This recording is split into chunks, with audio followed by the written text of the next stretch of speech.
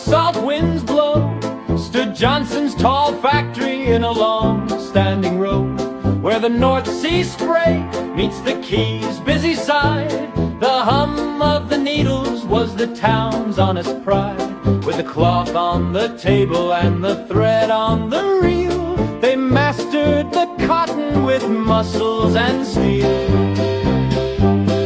Beneath the high ceilings and the lamp's steady glare, a chorus of clicking filled the cool morning air.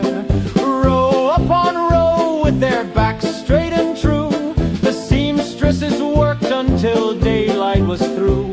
From oilskins for sailors who braved the deep main, to stout woolen jackets for the wind and the rain.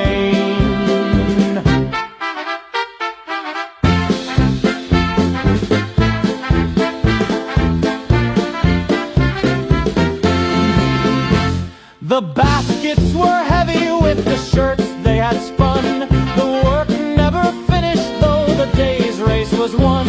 A legacy woven in every tight stitch, providing for families, making memories rich.